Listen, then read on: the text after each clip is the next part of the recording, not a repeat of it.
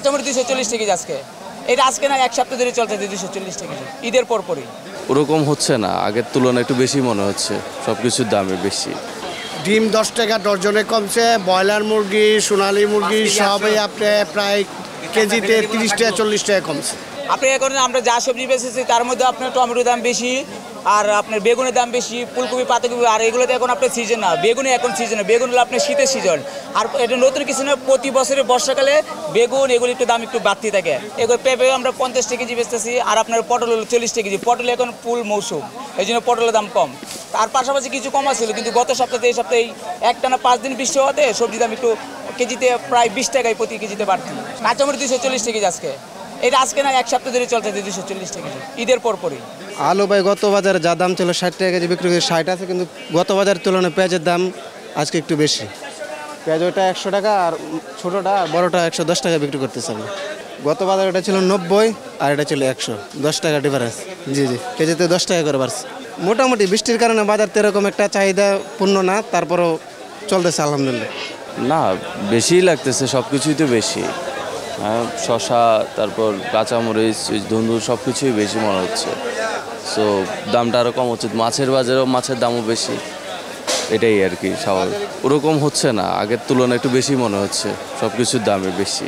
মোটেও পারবে না, তাদেরকে সাবসিডি দিয়ে দিতে হবে, তা না হলে আমরাই পারি না। আমি একজন মানুষ, মাসে 45,000 টাকা আমার ইনকাম, 30,000 টাকা যায়, 35,000, 40,000 টাকা যায়। তো এখন সীমিত আয়ের লোক তো খুব বেশি হলে 10-15,000 টাকা, 5 জন ফ্যামিলি মেম্বার কীভাবে সার্ভাইভ করবে? 250-টিরও বেশি ডিজাইন অপশন নিয়ে ওয়ালটন স্মার্ট ফ্রিজ, বোঝে আপনার প্রয়োজন।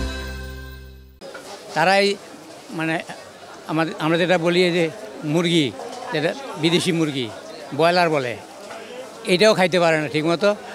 ওরা খায়, কি বলে, এই যে মাছের মধ্যে খায়, ওই যে চাষ করে যে মাছ, সিলভার কার্প, তারপরে যে পাঙ্গাস, এগুলোও এখন তাদের নাগালের বাইরে চলে গেছে, কারণ অন্য জিনিস কিনতে বেশি লাগে। আপনি মনে করেন এই যে 5 বছর আগে বা 2 বছর আগে আপনার এই রিন পাউডার ছিল 70 টাকা, এটা হচ্ছে 195 টাকা। তাহলে কত হারে দাম বাড়ছে? ডিম 10 টাকা ডজনে কমছে, ব্রয়লার মুরগি, সোনালী মুরগি সবই আপনার প্রায় কেজিতে 30 টাকা 40 টাকা কমছে।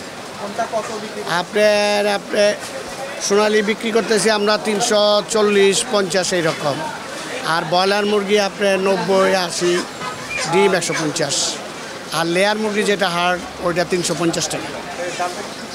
কমতির দিকে, শুধু আপনার ওই লেয়ার মুরগিটা আপনার আগের পর্যায়ে আছে, এই মুরগিটা একটু ক্রাইসিস কম। ডিমের চাহিদা বেশি আছে, ডিমের ঈদের পরের থেকে আপনার ডিম ভালোই চাহিদা, সেই অনুপাতে একটু কমই আছে। ব্যবসা ইনশাল্লাহ ভালো চলে, কিন্তু মালের দাম অতিরিক্ত। এত দামে মাল আইনা আমরা বিক্রি করতে পারতেছি না। কাস্টমারের কাছে আমাদেরকে অনেক করে দিতে হয়, এত দাম কেন বর্ষা নাই, এইটা নাই সেইটা নাই। কিন্তু ওই যে কালকে দেখেন এলচিগুলো বাইরে থেকে এক্সপোর্ট হয়, 1 পেটি মালে 600 টাকা বাড়তে পারে যায়, 1 কার্টনের কারণে 300 টাকা বাড়াই দিয়েছে, 1 মণ পেঁয়াজে 400 টাকা বাড়াই দিয়েছে। তো এইভাবে যদি যেগুলো মাল, যেই পণ্যগুলো নিত্য প্রয়োজন, এইগুলোর দামগুলো যদি নিত্য 10 টাকা 20 টাকা বাড়াই দেয়, তাহলে আমরা কীভাবে কিনবো, খরিদ্দারকে কীভাবে দিব?